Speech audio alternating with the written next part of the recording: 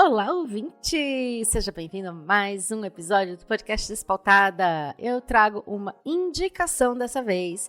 E sim, voltamos às indicações de anime. Esse daqui é um dos meus preferidos. Eu acho ele muito divertido. Eu adoro rir da tapadice da protagonista. Eu chamo ele de Katarina-sama simplesmente porque o nome dele é gigantesco. Em português, na verdade, não, porque não tem tradução para português. Mas em inglês, o nome é My Next Life as a Villainess. All Routes Lead to Doom. Essa tradução seria mais ou menos como Minha Próxima Vida como uma Vilã. Todas as rotas levam à destruição.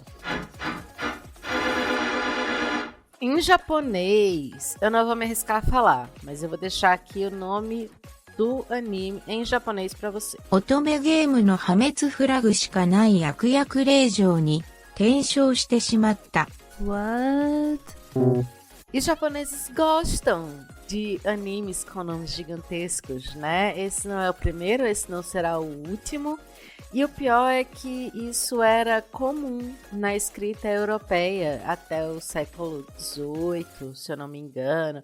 Mas vamos voltar pro anime, né? Eu não posso me estender muito, porque a ideia é ser um Despautada indica, a ideia é que isso seja curto, breve. Deu errado. Eu vi o primeiro episódio do anime pra gente fazer esse podcast aqui e eu fiz um monte de anotações. Vamos começar então com a sinopse. Katarina Claes, uma herdeira abastada, bate a cabeça numa pedra e consegue relembrar sua vida passada. Ela descobre que está vivendo no mundo do jogo Fortune Lover, pelo qual ela era obcecada em sua antiga encarnação. Mas ela encarnou justamente na vilã do jogo, que tenta estragar os romances da protagonista. No melhor final do jogo, Katarina é exilada. No pior final do jogo, ela morre.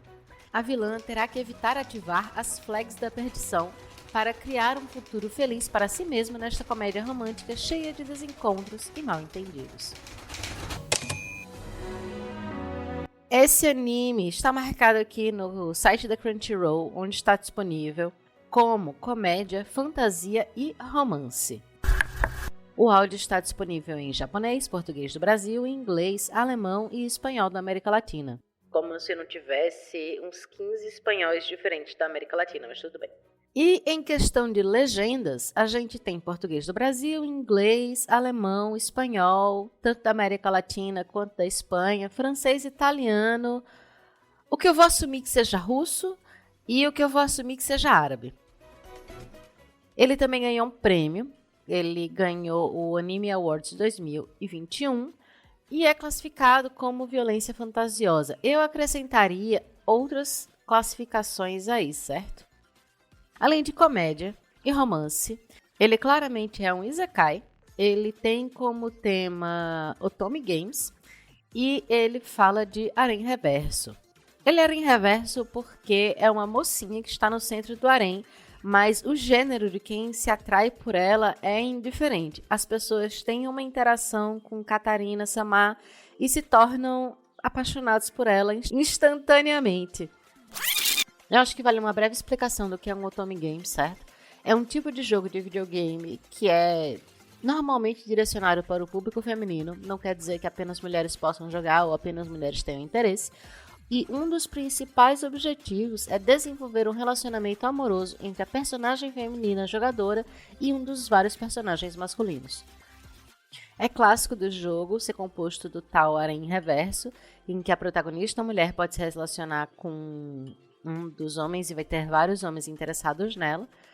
E alguns desses jogos oferecem rotas com outra garota. São chamados de shoujo ai, ou shoujo ai, eu não sei, porque eu não falo japonês. E apesar da proposta de romance, não significa que todos os jogos otome sejam focados nisso. Ou pelo menos é o que a Wikipédia diz. Eu não conheço jogos otome que sejam de outra coisa que não romance. Porém, eu não sou o público. Eu não sou uma jogadora de otome games. Nunca foi nada que tivesse me chamado a atenção. No momento, temos 2 temporadas de Katarina-sama, totalizando 25 episódios.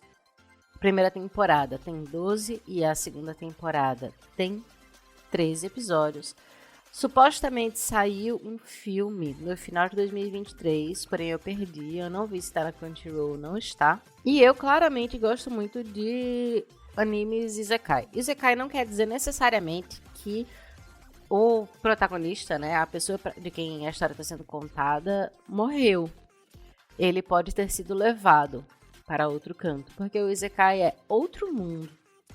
É um mundo diferente daquele do protagonista, mas a maior parte dos animes que eu assisti, tirando um, eu acho, eles são sobre protagonistas que morreram nas suas vidas, e pelo menos 2 deles, os protagonistas morreram por excesso de trabalho. Veja só. Gente, não dá. Certa indignação. Nesse caso aqui, a animação já começa na nova vida. Catarina é uma menininha mimada, que não sabe que está vivendo uma outra encarnação ainda, até que ela percebe. Então, ela é essa pirralha mimada, insuportável, e sofre esse acidente, onde ela bate a cabeça na pedra e passa a se lembrar da vida anterior. Ela percebe que está no mundo do Otome Game Fortune Lover, que ela era viciada quando ela estava na vida anterior dela. E ela percebe também que ela não está no papel do protagonista do jogo. Ela está vivendo a vilã. E ela começa a chafurdar tudo. E descobre que existem as flags da destruição. E é tudo que ela quer evitar a todo custo. Então, durante toda a animação, a gente vê coisinhas acontecendo, aquela vida de colegial, porque em determinado momento ela vai para a escola, mas só quando é adolescente. É uma vida de nobreza, da corte e tudo mais, e ela fazendo as coisas que não fazem o menor sentido para a corte. Inclusive, enquanto ela vai lembrando da própria vida, ela acha que o quarto da vida antiga dela, que é o quarto do padrão moderno do Japão, um padrão moderno até espaçoso para o Japão, é um armário. E a gente faz privilégios check. Porque, afinal de contas, ela é uma nobre e segue uma vibe meio de nobreza europeia. Talvez até nobreza inglesa. A vida dela no mundo de Fortune Lover.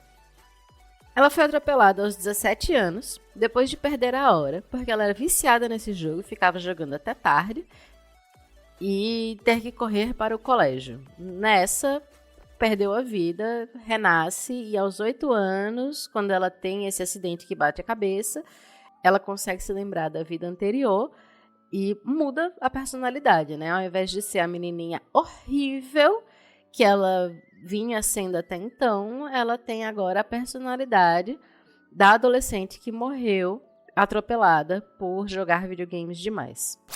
E ainda criança, ela fica noiva, sem querer querendo, e ela quer se livrar do compromisso de todo jeito, porque, afinal de contas, ela é uma otaku de 17 anos de idade presa no corpo de uma menina de 8. E uma das coisas que passa é: como assim? Como é que eu vou me casar com um príncipe de 8 anos de idade? Eu não tô me sentindo atraída. Ela é uma criança de 8 anos de idade. Óbvio, né? Mas o corpinho dela é de uma criança de 8 anos e é muito engraçado porque ela vira adolescente e umas coisas que talvez fosse normal de uma adolescente se tocar, ou até de uma adolescente um pouco mais velha, que ela vai crescendo, né? Então ela não tem um desenvolvimento muito grande, assim, que ultrapasse a idade dela. E umas coisas ela não se toca e é muito divertido. Eu acho que isso faz o anime ser a comédia que ele é. Logo no primeiro episódio, a gente tem a reunião dos Divertidamente de Katarina-sama, que pra mim é um dos pontos altos da série, e eu acho que é por conta dele, principalmente, que eu estou fazendo esse episódio. Os Divertidamente, que a gente tem lá o filme da Pixar. Quando foi lançado o filme da Pixar? O filme de 2015. Então a gente tem o Divertidamente de 2015, certo? Que são aqueles bonequinhos que representam a emoção de Riley. E aqui, o Divertidamente é uma mesa de chá, onde a gente tem 5 versões da Katarina-sama criança. Chibi. E esses Divertidamente são representações de sentimentos dela. Só que com a carinha dela mesmo. O anime é de 2020, então eu não sei se os criadores chegaram a assistir e pegar essa referência. Os criadores da Light Novel. Eu pesquisei, eu não vi se tem um mangá, mas tem Light Novel, inclusive tem várias. Mais tarde eu falo das Light Novel. E aí a gente tem a Katarina-sama presidente, que é ela com um bigodinho branco. Tem a Catarina-sama corajosa, a Catarina-sama medrosa, a alegre e a séria. E aí a grande diferença da séria para todas as outras é que ela usa um óculos quadrado, bem de nerd. E aí dentro da cabeça vai tendo as discussões, assim, né, de... Ah, mas seria tão bom fazer isso. Ai, mas eu estou com medo que isso aconteça, vai ativar uma flag da destruição. Aí a corajosa encoraja a medrosa, a séria reúne todos os pontos levantados e faz um plano, e a presidente olha para tudo, define qual vai ser o plano de ação e bate o martelo. E todas elas tomam chá. E é uma coisa, assim, muito engraçada, muito fofa. E depois que eu vi aquilo, de repente, os Divertidamente da minha cabeça começaram a fazer sentido, porque eles não parecem Divertidamente. Eles parecem as mini Catarina-sama, tanto que eu chamo das Catarina-sama da minha cabeça. Quem me ensinou a separar as várias vozes que eu tenho foi uma psicóloga. Então, a gente tinha vários nomes enquanto eu estava fazendo terapia com ela. Mas depois do anime, tudo virou a Catarina-sama. Só que eu tenho várias, eu não tenho apenas 5. E todas elas estão assim, quando elas não estão debatendo, quando nós não estamos tendo uma convenção séria para decidir algo, elas estão todas batendo papo. A pessoa com TDAH, ela tem uma dificuldade... E eu imagino que isso aconteça com a Catarina-sama da série também. Então, a gente tem aí esta menina, esta pequena garota de 8 anos de idade, com várias versões dela matraqueando na cabeça dela e fazendo reuniões de cúpula e tomando chá para decidir os próximos passos da vida, de forma a evitar as flags da destruição. E aí ela começa, né? Primeiro, como é que a gente pode fazer? Nosso poder é de terra. Como é que vamos dialogar com a terra para aumentar nossos poderes? Vamos plantar uma horta, obviamente, evidentemente. E aí, esse momento de plantar uma horta para dialogar com a terra, de ter uma fazenda, uma plantação, é um absurdo. A mãe dela, quando vê, desmaia. É um choque. E ao longo de toda a série, até na segunda temporada, cada nova pessoa que descobre que a filha do Duque, Catarina Claes, está cavucando a terra com uma e que quando vai para o colégio, que é um colégio interno, ela quer um pedaço de terra para que ela possa plantar. E ela vai fazer amizade com a outra menina, porque a outra menina planta umas flores maravilhosas e ela quer saber como fazer para as suas hortaliças ficarem tão maravilhosas assim. É fantástico.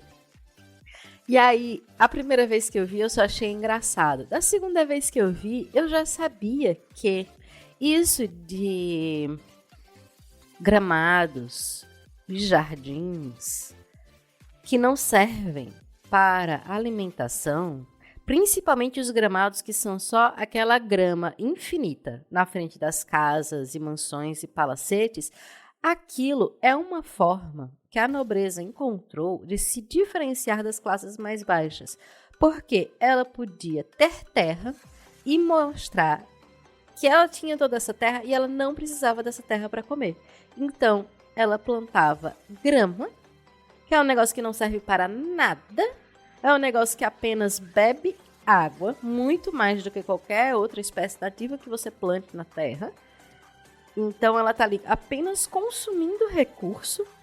Por quê? Você pode, porque você tem dinheiro, porque você não precisa de todos esses hectares ou todos esses metros, seja lá quanto for que você resolveu plantar de grama, ao invés de fazer alguma coisa útil ou agradável com isso, porque você pode, porque você tem dinheiro. E você fazer um jardim já é uma certa excentricidade. Mas aí tá certo, você gosta de ter um jardim, você é rico, você é nobre, você tem dinheiro, você contrata um jardineiro. E aí você não apenas tem um jardineiro, como você cuida das suas plantas, já é uma excentricidade. Porque rico é excêntrico, né? Rico não é maluco. Só que, quando você é rico, nobre, tem todas essas terras, não precisa delas, e você resolve plantar alimentos, como assim? Você é um maluco total. Então a Catarina-sama é uma maluca total. Louca. Faço parte dessa aliança. Ela começa a plantar os alimentos, porque ela lembra da avó dela na vida pregressa, na vida de japonesa normal, que jogava videogame e ia pro colégio, falando sobre como essa é uma forma de dialogar com a Terra. E, óbvio, não era nobre, né? E a gente já passa a ver como uma coisa assim... Não é uma riqueza de dinheiro, mas é uma certa riqueza você ter um espaço de terra que você possa plantar. Por que eu digo que não é uma riqueza de dinheiro? Porque se fosse assim, a gente não teria agricultura familiar. A gente não teria as pessoas já assentadas no movimento sem terra, que adquiriram, né, que puderam receber terras para se tornarem produtivas e produzir para a agricultura familiar e tudo mais. A gente não teria nada disso. A gente apenas teria soja e gado. Porque quem tem dinheiro quer monocultura e gado e passar a machadinha nas árvores e tacar fogo em tudo. É isso que quem tem dinheiro quer. Transformar tudo em grama, em pasto. E na frente da sua casa, quilômetros e mais quilômetros de vários nadas, claramente, né? Porque aparentemente rico não come. Rico vive de luz. E se pudesse, cobrava até a luz. Óbvio que, enfim, voltando para o anime, a primeira vez que eu assisti eu não tinha me tocado disso, mas realmente é excêntrico, né? Eu só tinha me tocado de que é uma nobre arando a terra, e isso por si só já é esquisito. Mas para um nobre arar a terra em volta da residência dele é um absurdo total pelo contexto de que a nobreza europeia se absteve de plantar alimentos para mostrar que não precisava plantar alimentos. E provavelmente matou muitas das plantas nativas deles para plantar grama, aí compraram metade do mundo e agora querem invadir as nossas matas e passar tudo nos cobres, como diziam antigamente. Que audácia! Bob. Aí nesse primeiro episódio a gente vai ter a presença do terceiro príncipe, filho do rei, Giordo, e do irmão adotivo, que aparece adotado também nesse episódio, com, sei lá, ela tem uns 8 anos, eu diria que o irmão adotivo tem uns 6, 7, eu não lembro exatamente a idade dele, mas do colégio eu acho que ele fica um ano abaixo dela só, ou eles vão juntos, eu nem lembro. É difícil. Beba água várias vezes por dia. Vai tomar um copo d'água. Vai tomar. Então aparecem esses dois personagens e já começa na flag da destruição. Porque o acidente é causado num passeio de Catarina e Príncipe Giordo, e é por conta supostamente dele. A versão má de Catarina faz com que ele acredite que a culpa seja dele, de que ela sofreu um acidente, bateu a cabeça e ficou com uma cicatriz. Essa primeira flag é justamente porque ela vai fazer com que o príncipe se sinta um miserável o resto da vida e vai isolar ele de outros companheiros. A segunda flag da destruição é a chegada do irmão adotivo, porque ele é adotado, ele é um primo distante que é adotado porque ele era filho de uma amante e a madrasta dele e os irmãos, os meio-irmãos dele, maltratavam ele e ele teve uma explosão do próprio poder para se defender e acabou machucando os irmãos. Então ele é adotado pelo duque e vai ser irmão de Catarina. No jogo, a Catarina maltrata esse irmão adotivo de forma que ele fique isolado. Então Catarina faz de tudo para evitar que esse irmão fique isolado e fique aquela coisa, né, de... Ah, mas vai ser ótimo, porque nós sempre quisemos um irmão e nós nunca tivemos um irmão. Porque a partir do momento que você tem várias vozes falando na sua cabeça, você sai do singular e aí passa a ser primeira pessoa do plural, né? Então, a gente tem aí as flags, que são eventos canônicos da vida de Catarina Samar e da vida de qualquer outra personagem de anime que siga mais ou menos essa linha que eu tenho assistido, e eles não podem ser mudados. Mas a reação e o jeito de lidar com as coisas que acontecem a partir deste evento canônico, sim. Isso a gente altera, né? Inclusive a gente altera até na nossa vida. Tem umas coisas que a gente não tem como evitar que aconteçam. Não são eventos canônicos necessariamente, porque a nossa vida não é um roteiro pronto, porém, a gente ainda assim pode ir lá e escolher agir de forma diferente e mudar a nossa vida a partir disso. E mudar o mundo ao nosso redor a partir disso. E eu acho que o anime é um pouco sobre isso também. Essa Katarina, ela não é mais essa personagem do jogo que é completamente má e terrível e uma bully e que vai aterrorizar a protagonista do Fortune Lover, mas é a jovem que jogava o Fortune Lover. Ela é uma viciada em videogames, ela está determinada a viver uma vida completa, ao invés de morrer atropelada aos 17 anos, viver até a terceira idade, e ela é uma resolvedora de problemas. Se o meu melhor final é ser exilada, eu tenho que garantir uma forma de sobrevivência, então eu vou plantar, tenho que melhorar o meu poder, porque se eu tiver um poder mágico eu posso pelo menos sobreviver, e se eu tenho um poder mágico e uma hortinha, minha vida meio que está resolvida, eu preciso ganhar algum dinheiro para colocar um teto na minha cabeça. Eu acho ótimo. Acabou ganhando ponto comigo. E aí, como eu falei, ela assume esse lugar da protagonista do jogo. E todos os personagens, seja homem ou mulher, eles eventualmente se apaixonam por Katarina.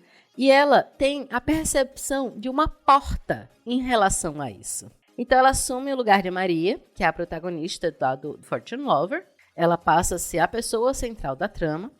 E ela não percebe que isso acontece, ainda que outra bully vai surgir, vai ter outra menina que vai aparecer. E Maria vai ser o saco de pancada dela. Por pouco tempo, é verdade, porque Katarina interfere e Katarina tem poder. Não necessariamente poder mágico, mas o poder de quem é da nobreza, de quem é filha de um duque. Dinheiro! E Maria, coitada, Maria segue sendo a plebeia que tem magia de luz e só entrou na escola da nobreza porque apresentou essa magia de luz muito forte e resolveram que ia desenvolver.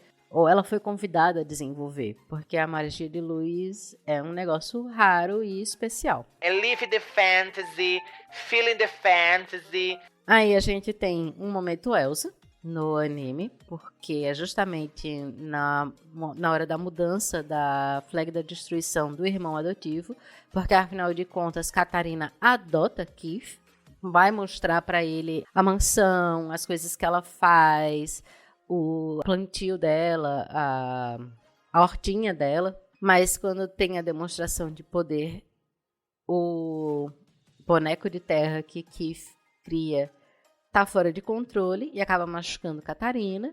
Quando Katarina acorda, o menino tá lá, preso dentro do quarto, e ela vai bater na porta dele. Você quer brincar na neve? Só que ele se recusa a abrir a porta. E aí a gente tem o quê? A gente tem o momento o iluminado. Só que fofo. Porque Katarina-sama vai lá, pega um machado e dá-lhe na porta para destruir o machado. Tem até aquela cena, assim, de terror. A personagem na contraluz, o machado na mão, a porta destruída, a cara do menino aterrorizado. E ela se joga no chão e pede desculpas, porque ela assume que a culpa do incidente foi dela, não dele. Tudo para evitar que ele seja uma criança que cresce solitária e depois vai fazer mal a ela, e também porque ela está feliz da vida de ter esse irmãozinho mais novo, e ela não quer perder isso agora que ela tem. Então esses são os únicos dois personagens que aparecem no primeiro episódio, que são relevantes. Aparecem os pais dela também, mas os pais dela têm pouca relevância. Afinal de contas, é um anime de adolescentes. E à medida que os episódios vão se desenvolvendo, ela vai conhecendo novas pessoas, vai criando novos laços de amizade, e outras pessoas vão fazendo parte da história. Aqui na capa da primeira temporada, que é a capa deste episódio, a gente tem Katarina dançando com Maria na frente, e de cada lado a gente tem mais uma menina, tem todos os filhos do rei, os 3 filhos do rei, e mais um. E todos eles apaixonados por ela, eventualmente, na série. Então são 1, 2, 3, 4, 5, 6, 7 paixonites possíveis para Katarina-sama. Katarina-sama! Katarina-sama! Katarina-sama! Katarina! Katarina-sama! Katarina-sama! E Katarina-sama, assim, as plantas, a borboleta, um plano secreto para fazer mal às pessoas. Não podemos deixar isso passar. Livros, séries de livros, mais livros. inclusive, é algo maravilhoso. Eu gosto muito da Catarina porque ela é uma leitora, assim, ávida. Eu acho que um dos pontos fortes do anime é esse romance fofinho, é essa vida de adolescentes, assim, fofinha e engraçada, justamente porque ela tem essa percepção de uma porta e ela mudando o mundo ao redor dela com a sua forma de interpretar e reagir aos acontecimentos. Então, as coisas que acontecem, que normalmente aqueles personagens agiriam de uma determinada forma, porque são da nobreza, porque foram ensinados assim, porque é o caminho que se vê mais ou menos estabelecido, ela quebra com essas regras, ela faz as coisas meio que do jeito dela, e isso vai mudando o mundo ao redor e vai destacando ela como essa pessoa autêntica e adorável e apaixonável. E assim, dá pra ver que esse movimento é uma ação de autodefesa? Sim, ela faz principalmente porque ela não quer se destruir. Mas vem o prazer genuíno de estar convivendo com os outros e de estar vivendo a vida. E vivendo uma vida que tem mágica. Imagine, é o jogo preferido dela, ela tá vivendo lá dentro e de repente as pessoas gostam dela, de repente ela tem amigos, de repente ela é popular e ela faz as coisas que ela gosta e não tem qualquer uma das preocupações que a gente tem aqui na vida real. É uma delícia! As informações que eu tenho é que deve sair uma nova temporada ou no final deste ano ou no início de 2025. Tem que ver aí se a nova temporada de animes, a próxima temporada de animes, já tem previsão e se já temos os animes que vão sair nela ou não. Mas há material, há muito material. Existem 12 volumes da Light Novel, certo? Cada temporada abrange 2 volumes. Então, são 2 livrinhos de light novel cada temporada, vamos até o 4º. O 5º é uma espécie de material OVA, então deve ter sido o filme que foi feito, que eu ainda não vi se saiu ou não. E a próxima temporada deve começar a partir do volume 6. Caso você goste e se apaixone e queira continuar acompanhando esses personagens, já sabe que tem light novels o suficiente. Eu tô fazendo isso com Diários de uma Apotecária. Eu voltei a ler, eu terminei a light novel tem pouco tempo, porque não vai sair a próxima temporada do anime quando estava previsto. Porque a autora de tudo, da light novel, do mangá e do anime, ela realmente está envolvida em todo o processo, ela está grávida. Então, para sanar minha saudade da personagem, eu estou lendo a light novel bem feliz. Na verdade, eu acabei e aí eu não quis ler a terceira, aí eu comecei a ler um livro que ficou bastante falado aí no TikTok, acho que é The Night and Its Moon, não tem tradução para português ainda, da Piper C.J. E eu posso trazer aqui, ou lá no Instagram, na verdade, alguma coisa a respeito quando eu terminar. Eu estou bem no comecinho ainda. E este é para ser um episódio curto de indicação, com menos de 20 minutos. Já vamos para uma gravação um tanto quanto longa. Já que eu falhei em ter um episódio curto e ficou aqui com quase 30 minutos, eu vou lançar como um episódio normal. Era para ser despautado em dica essa semana? Era. Mas nem teve episódio essa semana no dia certo, que é quarta-feira, eu tô terminando a edição e tacando um recadinho aqui. Então eu vou aproveitar para dar outros recadinhos. Mudei para o Substack. Vinha falando aí e tal, mudei. Agora, tudo que você quiser ver é no despautada.substack.com. Dá para assinar e receber por e-mail, continua recebendo no feed, onde você ouve normalmente seu podcast. Você vai poder acompanhar no aplicativo do Substack também. Então, segue tudo normal, mas você deve notar que a descrição deste episódio agora está diferente. Por quê? Porque é um texto só para o Substack e para a descrição do episódio. Mudei e fiz um textinho de despedida lá no medium.com/despautada para dar tchau, né? E explicar os motivos para quem segue por lá, para quem lê por lá e para quem ouve por lá. A página do Medium vai continuar disponível, vai continuar tudo lá, estão todos os posts anteriores. Se você quiser buscar alguma informação específica, pode ir no medium.com/despautada, que vai estar tudo lá. Todos os links, todos os comentários extras, etc. E a partir de agora, toda essa informação vai ficar no despautada.substack.com. Gravei esse episódio ainda com aquele nariz de quem tá toda entupida.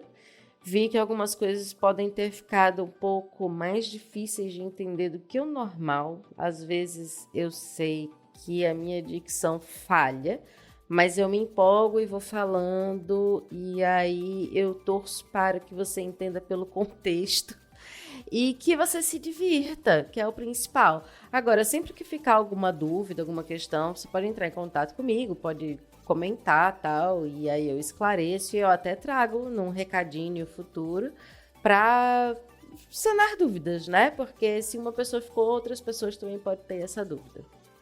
Parecia uma professora falando agora. Acho que chega de recadinho. Bora voltar pra gravação e encerrar esse episódio. Então eu me despeço aqui e até o próximo episódio. Um beijo. O Despautada é um projeto independente e individual. Toda a pesquisa, roteiro, gravação, edição, publicação, redes sociais e outros trabalhos relacionados são feitos por mim, Fernanda Eggers. As artes são feitas com base na identidade visual desenvolvida por Petrônio Fernandes. Ouça Despautada em todas as plataformas de áudio e agregadores de podcast e divulgue pras amigas. Agora, Tânia, eu agradeço, mas eu vou me embora. Um beijo pra você.